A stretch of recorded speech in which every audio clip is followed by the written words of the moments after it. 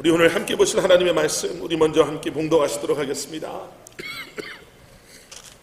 여호수아 8장 우리 1절부터 7절까지 말씀, 구약성경 여호수아 8장 1절부터 7절까지의 말씀, 저와 함께 한 절씩 읽으시고 마지막 7절 우리가 큰 목소리로 함께 봉독하시도록 하겠습니다. 여호수아 8장 1절부터 7절까지 말씀입니다. 여호와께서 여호수아에게 이르시되 두려워하지 말라, 놀라지 말라. 군사를 다 거느리고 일어나 아이로 올라가라. 보라, 내가 아이 왕과 그의 백성과 그의 성읍과 그의 땅을 다 내 손에 넘겨주었으니 너는 여리고와 그 왕에게 행한 것 같이 아이와 그 왕에게 행하되 오직 거기서 탈취할 물건과 가축은 스스로 가지라.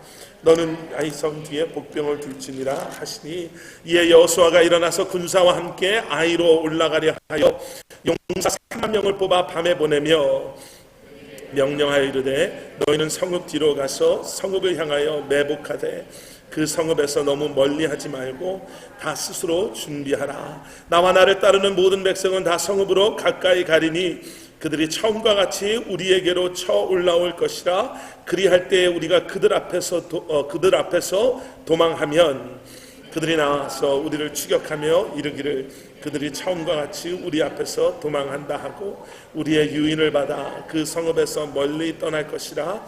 우리가 그들 앞에서 도망하거든 너희는 매복한 곳에서 일어나 그 성읍을 점령하라. 너희 하나님 여호와께서 그 성읍을 너희 손에 주시리라. 아멘. 아멘. 우리 조국 대한민국에서 열린 2018년 평창 동계 올림픽이 한국 시간으로는 오늘 새벽이었죠. 우리 시간 오늘 새벽에 이제 폐막식을 마지막으로 무사히 그리고 성공적으로 끝이 났다고 합니다. 끝이 났습니다. 올림픽을 준비하면서요, 한국은, 우리나라 대한민국은 금메달 8개가 목표였다고 해요. 그리고 역대 최고 전체 4위가 목표였는데 금메달은 5개 땄고요.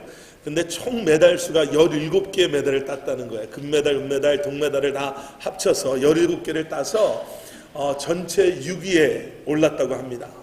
근데 이번 동계올림픽에서 참 놀라웠던 게 무엇이었냐면요, 금메달 숫자는 뭐 예상보다 작았지만 역대 최고 종목, 제일 많은 그 종목에서 금메달을 땄다라는 거죠.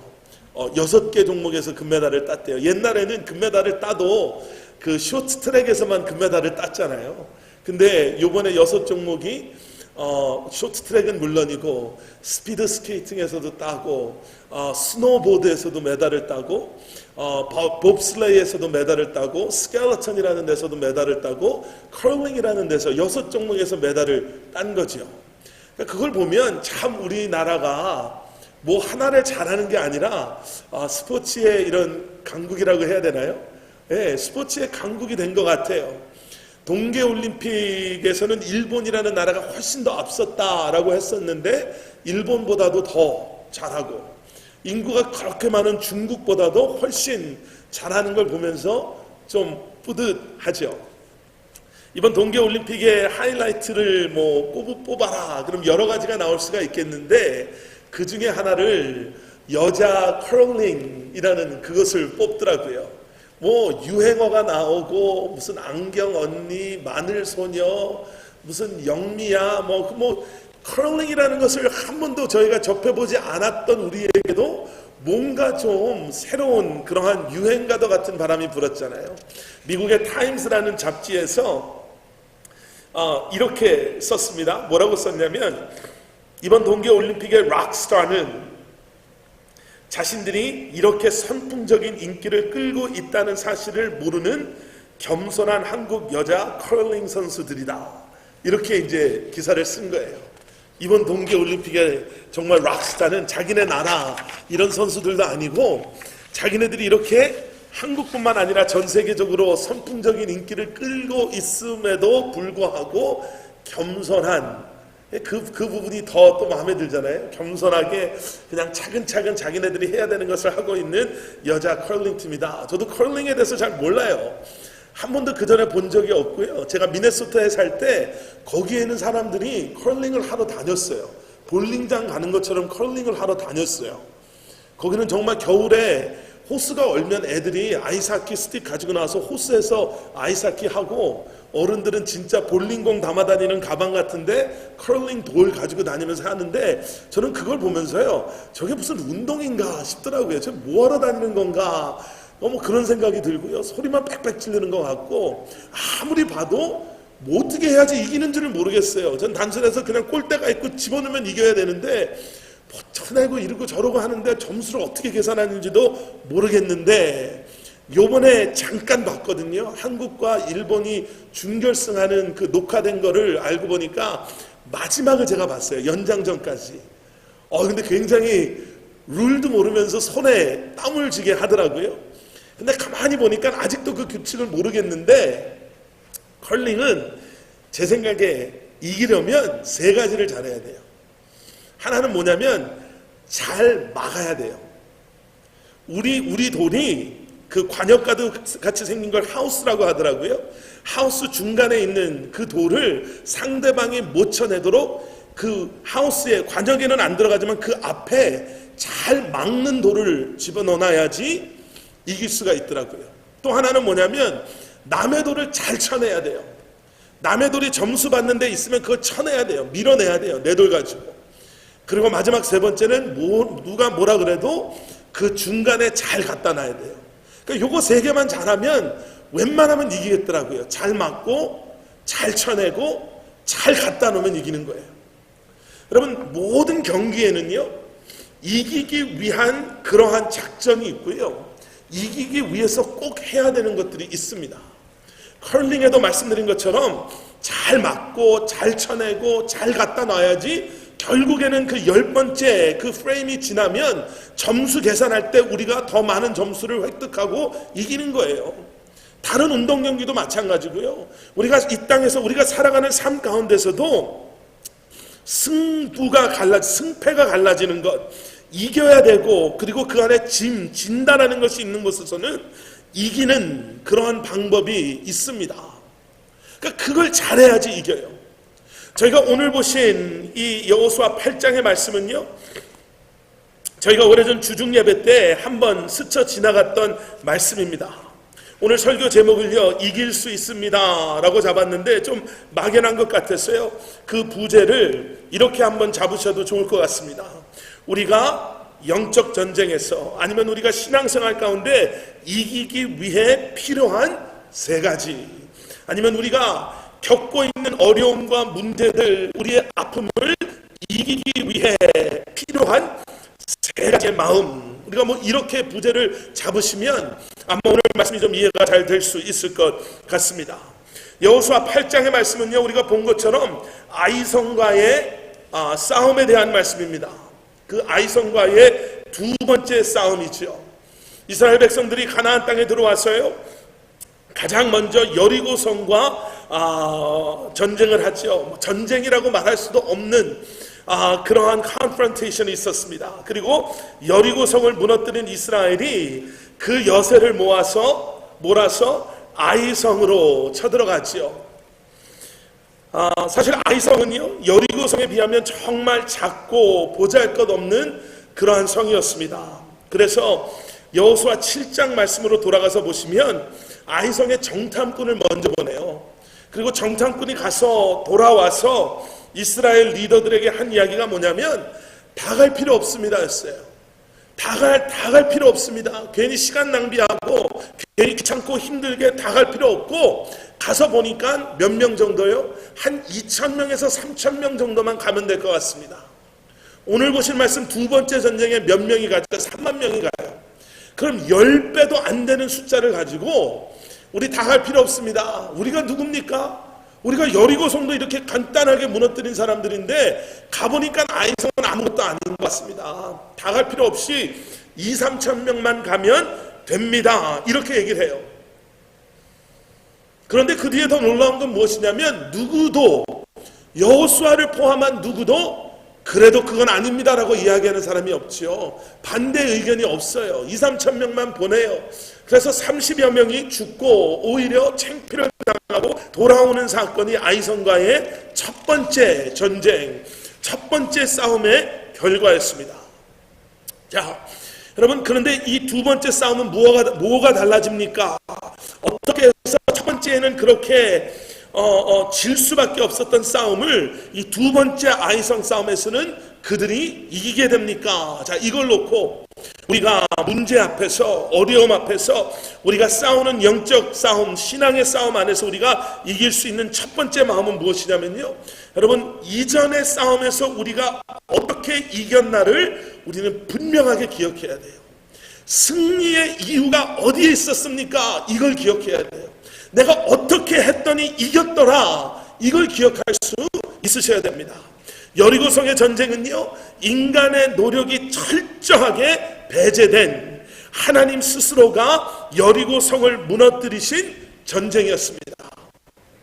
총은 그 당시 없었겠지만요, 칼과 창이 배제된 인간의 열심의 결과, 인간의 용기, 인간의 노력의 결과가 아니었던 전쟁이었어요.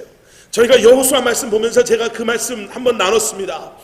가나안에서의 첫 번째 싸움에서 하나님께서 여리고성을 그렇게 무너뜨리신 이유가 분명히 있는 거예요. 그냥 우연히 하나님께서 이번 싸움은 한번 이렇게 싸워보자가 아니에요.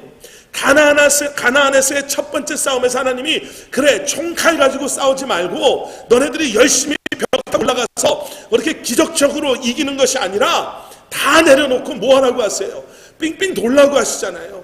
나팔 불라고 하실 때 나팔 불고, 소리 질러라 그랬을 때 소리 질렀을 때 그 성벽이 무너진 것, 성벽이 무너진 것과 전혀 상관없는 것을 하나님이 하라고 말씀하세요.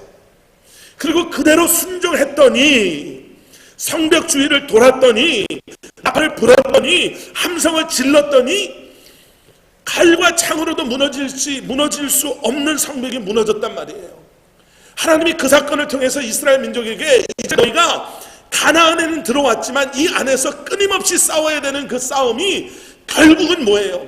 너희가 잘나서, 너희가 잘 싸워서, 너희가 열심히 일해서, 너희가 아주 노력을 많이 해서 그래서 얻게 되는 결과, 이기게 되는 승리, 누리게 되는 것들이 아니라 결국은 뭐예요? 하나님의 말씀에 순종할 때에 이게 맥세스가 도저히 안 되고요, 이게 절대로 이렇게 해서는 이게 될 것 같지 않은데, 하나님이 주신 그 말씀을 내가 내 눈에 보이는 현실보다 더 신뢰하고, 내가 내 앞에 놓여있는 내 적들보다 하나님을 더 두려워하고 하나님을 더 신뢰하고 그 말씀대로 나아갔더니 하나님께서 우리에게 승리를 주셨습니다. 이 고백을 하게 하시는 싸움이 여리고성의 싸움이었어요. 이전의 영광을 올바르게 기억하셔야 됩니다. 하나님께서 하신 일, 내가 순종함으로 말미암아, 하나님과 함께함으로 말미암아 나를 통해서 하신 하나님의 일, 하나님의 능력, 내게 주신 승리. 오늘 보신 말씀 1절 보면요, 이런 말씀이 나와요. 여호와께서 여호수아에게 이르시되 두려워하지 말라, 놀라지 말라. 이스라엘 사람들이 정말 많이 위축되어 있었거든요. 여리고성을 그렇게 무너뜨리고 나서 이제는 아이성에 갔더니 너무나도 당연하게 이길 거다, 이거는 문제도 아닐 거다. 우리도 그런 경우 있잖아요. 정말 힘든 일을 믿음으로, 하나님의 일하심으로 우리가 이겼더니 그 앞에 보이는 게 그렇게 커 보이지 않아요. 근데 오히려 우리를 힘들게 하고 우리를 쓰러뜨리는 게 무슨 거대한 문제들이 아니라요, 내가 영적으로 교만하고 내가 영적으로 이렇게 좀 나태해지고 내가 이전에 받은 은혜 그것만 생각하면서 그러고 살다 보니까 아무것도 아닌 것에서 우리가 영적으로 쓰러지고 넘어지고 일어나지 못하는 그러한 무능해져 있는 우리의 모습을 바라보면서 우리가 얼마나 실망하고 낙심해요. 이건 아닌 것 같은데 라는 생각도 들고, 왜 나는 이거밖에 안 되는가 라는 생각도 들고요, 여리고성을 무너뜨리고요, 아이성에 갔다가 이렇게 창피한 그러한 패배를 경험하고 돌아와요. 그리고 나서 그들이 안 것이 무엇이냐면 아간이라는 그 사람의 불순종함으로 말미암아 하나님이 그 물건 손대지 말라 그랬는데 이 정도는 이라는 생각으로 아간이 가져간 것으로 말미암아 아간뿐만 아니라 아간의 가족들이 그 자녀들이 벌을 받아요. 지금 졌어요. 아이성에게는 패배했고 아이성에게 패배한 게 우리의 죄악이라고 생각하는 분명한 사건이 있었고 이제는 하나님께서 그러한 아간을 벌하시는 모습을 바라보면서 어쩌면 이스라엘 사람들이 정말 위축되어져 있는 그 순간에 하나님이 뭐라고 말씀하시냐면요, 두려워하지 말라, 놀라지 말라, 이제 군사를 다 거느리고 일어나 아이로 올라가라, 이렇게 말씀하십니다. 그리고 그 뒤에 뭐라고 말씀하시냐면요, 내가 아이 왕과 그의 백성과 그의 성읍과 그의 땅을 다 내 손에 넘겨 주었으니, 다 넘겨 주셨대요.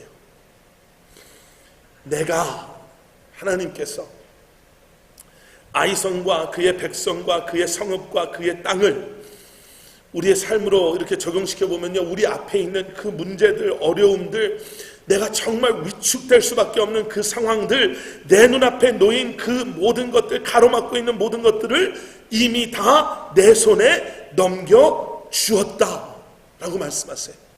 아멘. 우리 눈에는 멀쩡하게 보이는데요, 아직도 튼튼하게 서 있는 아이성을 보면서 저거 이미 내가 너한테 준 거야, 이렇게 말씀하세요. 여러분, 너무나도 당연해서요, 너무나도 많이 듣고 뭐 텍스트북의 정답, 무슨 교과서의 정답 같아서 어쩌면 대답은 알고 있지만 우리 마음에 참 와닿지 않는, 하지만 우리가 기억해야 되는 그러한 것이 바로 이거지요. 여러분, 그래서 뭐가 필요합니까? 우리에게 뭐가 필요합니까? 우리 앞에 놓여있는 어려움을 극복하려면 우리가 영적인 그러한 좀 묶여 있으면서 우리가 뚫고 나가려면 우리 가족이, 우리 가정이, 우리 자녀들이, 우리 기업이 이 위기를 극복하려면 우리에게 무엇이 필요합니까? 너무 당연하죠. 그런데 무엇이 필요합니까? 믿음이 필요한 거예요. 그래서 믿음이 필요한 거예요. 그냥 교과서적으로 믿어야죠 라는 그러한 고백이 아니라, 이제는 절망적인 순간에서 지푸라기라도 붙잡고 싶은 그 순간에서 내가 붙잡아야 되는 것은 하나님, 그 신랄 같은 주님을 향한 그 믿음을 다시 한번 붙잡을 때에, 그렇지, 여리고성이 우리가 잘해서 넘어간 게 아니지, 하나님이 우리에게 허락하셔서, 하나님께서 우리에게 넘겨주셔서 전쟁과는 상관없는 일을 했더니 순종함을 보신 하나님께서 그것을 나에게 주셨구나 라는 그 기억, 그 믿음으로 주님 앞에 나아갈 때 여러분, 우리 삶 가운데 놀라운 일들이 분명히 일어나게 되는 줄 믿습니다. 두 번째 마음은 무엇이냐면요, 여러분, 여리고에서의 전쟁은 말씀드린 것처럼 인간의 노력이 아닌 하나님 스스로가 여리고 성을 무너뜨린 전쟁이었습니다 라고 말씀드렸잖아요. 근데 아이성의 전쟁은요, 여리고성의 전쟁과는 다른 모습이 보여져요. 우리가 오늘 이 3절부터 보신 말씀을 보면 그 안에 등장하는 단어들이 이런 단어들이에요. 밤에 사람들을 성지로 가게 해서 매복시키고, 그 사람들을 도망치게 하고 추격하고, 그 성이 비어있는데 들어가서 점령하고 싸워서 그 성읍을 너희가 취하고, 그러니까 전투적인 단어들이 등장을 하는 거예요. 전략이 등장하고요, 작전 같은 게 등장해요. 그런데 오늘 보신 말씀 8장 2절 그 앞을 보시면 하나님께서 뭐라고 말씀하시냐면요, 너는 여리고와 그 왕에게 행한 것 같이 아이와 그 왕에게 행하되 라고 말씀하세요. 여리고에서 그 여리고와 그 왕에게 행한 것 같이, 그 싸움을 이긴 것 같이 아이와 그 왕에게도 동일하게 행하라 라고 말씀하셨는데, 결과는 같은 결과를 약속하세요. 내가 여리고 성을 준 것처럼 아이 성도 줄 텐데, 그런데 그 과정은 너무나도 다른 거죠. 여리고 성은 하나님 말씀, 무기 내려놓고 하나님 말씀에 순종해서 여리고 성을 도는 것, 나팔 불고 소리 지르는 것, 피 한 방울 안 흘리고 성벽이 무너지고 그 성을 차지한 것, 그런데 아이성에는요, 여리고에서 한 것처럼 하라고 하셨는데 전투적인 전쟁과 관련된 작전들이 등장하는 거예요. 사람을 매복시키고 우리가 그들을 유인해내면 너희들이 빈성에 들어가서 그 성읍을 차지하고 우리가 나와 있는 사람들을 함께 우리가 무찌르겠다. 이건 여리고성의 방법과는 다르잖아요. 여러분, 우리가 어려움 앞에서 고민하는 것 중에 하나가 이런 거예요. 내가 기도해야 될까? 아니면 이 문제 해결을 위해서 내가 좀 더 노력해야 될까? 기도하는 것이 믿음일까? 아니면 이 문제 해결을 위해서 적극적으로 내가 일하고 더 열심히 뛰는 것이 믿음일까? 기도만 하게 되는 것 같으면 뭔가 좀 무책임한 것 같은 느낌이 들잖아요. 이런 예화도 들어보셨잖아요. 어떤 사람이 하나님 나 복권 좀 되게 해주세요 그랬더니 하나님이 응답하신 게 그럼 복권 좀 사면서 기도해라. 그러니까 복권 안 사고 기도하면 그게 어떻게 되겠습니까? 이런 얘기 들으시잖아요. 어떻게 하는 게 진짜 믿음의 모습인가?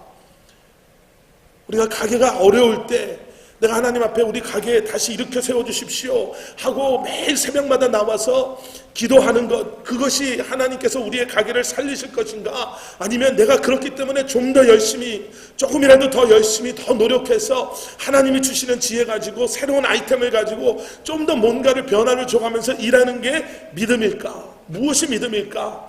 일만 열심히 움직이는 것은 마치 믿음 없이 인간적인 모습으로 사는 것 같고, 기도만 하면은 그게 마치 내가 해야 될 일을 안 하는, 책임을 회피하는 것처럼 보이는데, 여러분 뭐가 맞을 것 같으세요? 두 가지가 다 맞죠. 그런데 우리 안에 이러한 마음이 있어야죠. 기도함에 있어서 하나님의 말씀과 그 음성에 귀 기울이며 하나님의 말씀하심에 순종함으로 내가 나아갈 준비가 된 것, 내가 그러한 마음을 가지고 믿음으로 기도하며 나아가는 모습이 우리 안에 있어야 되는 거고요. 또 행함에 있어서도요, 내가 내 생각, 내 의지, 내 계획으로 내 삶을 끌고 가려고 하는 그러한 행함이 아니라 나를 통해 역사하시고 일하실 하나님을 신뢰하고, 그리고 그러한 하나님이 내 삶을 인도하심에 순종하며 나아가겠습니다 라는 믿음의 모습이 우리 안에 있어야 되는 거죠. 그래서 여러분, 하나님의 사람은요, 안심하고 살아가는 사람이 아니에요.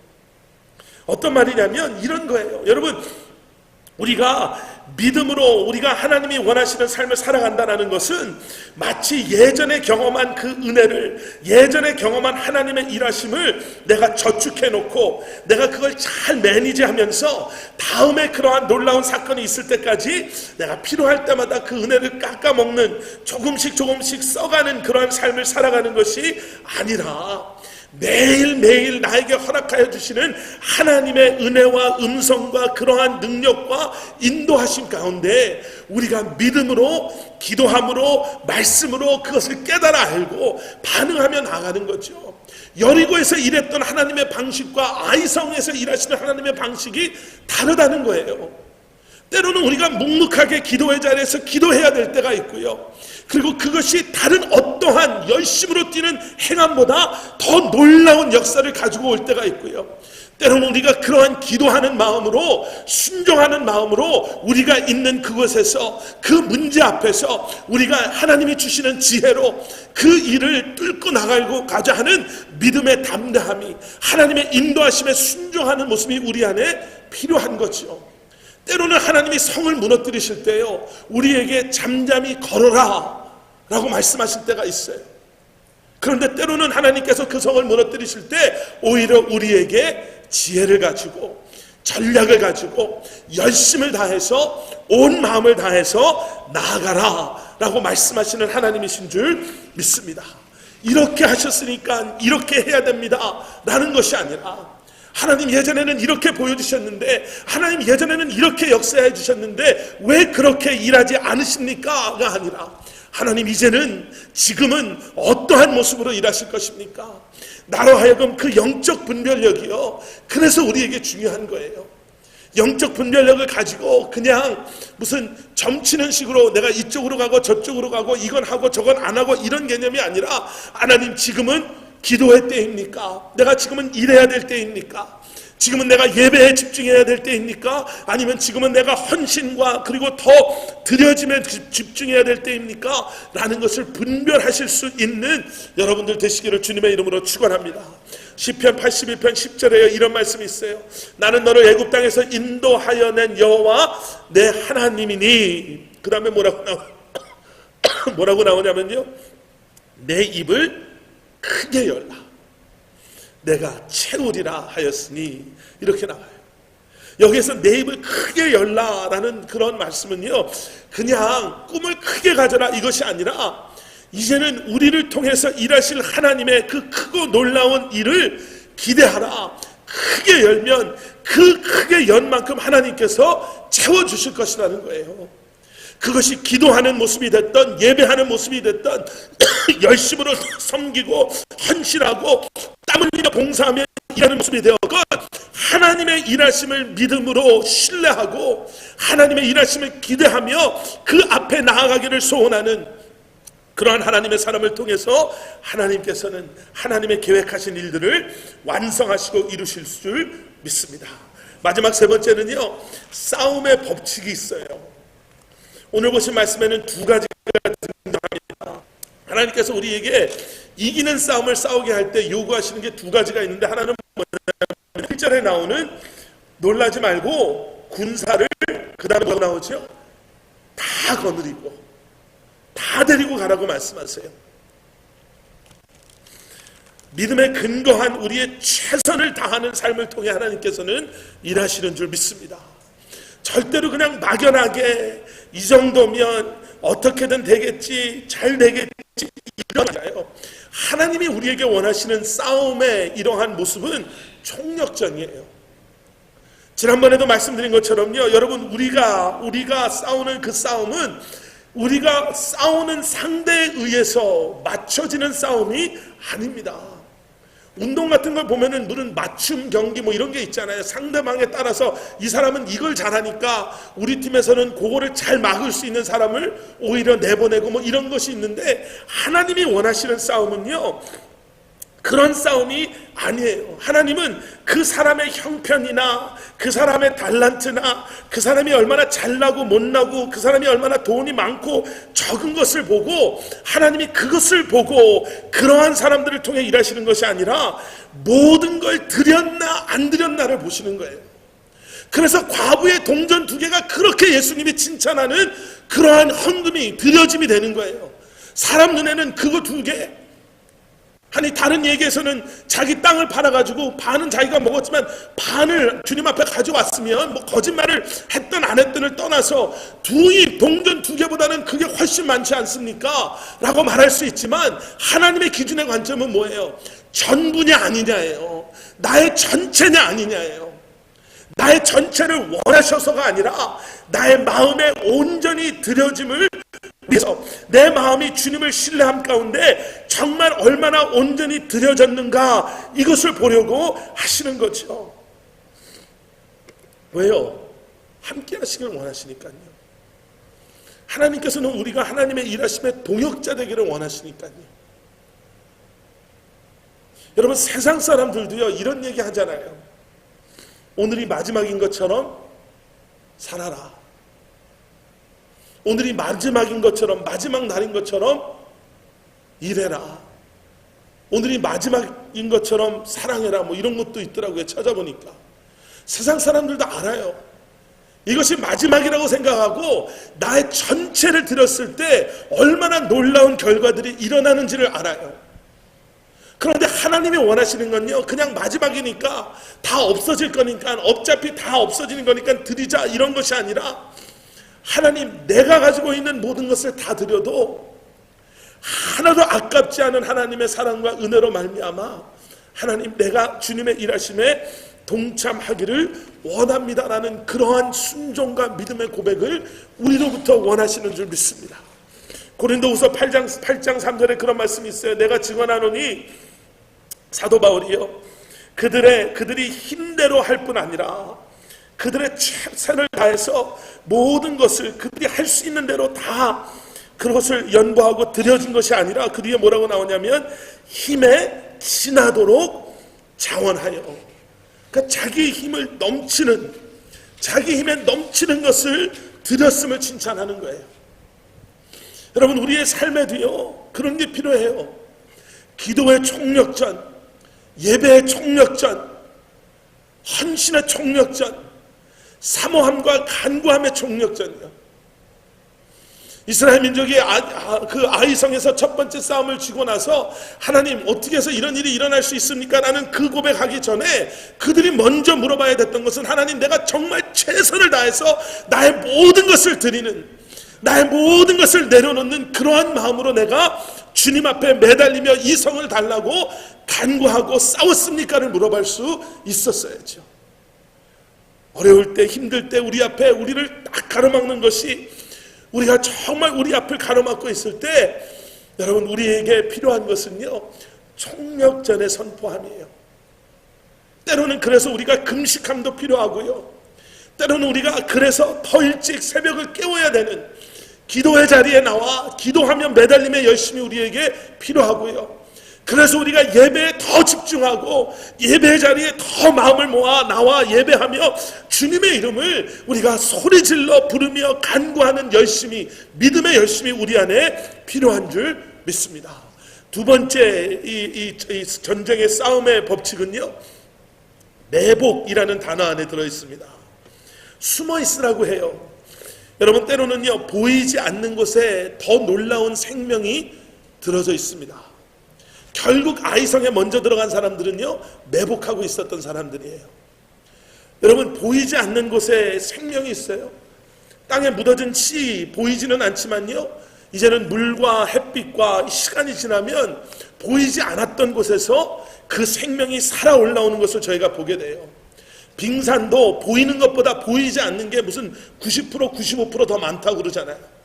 여러분, 우리는 항상 보이는 것에만 집중할 때가 있습니다. 보이는 것에만 집중해요.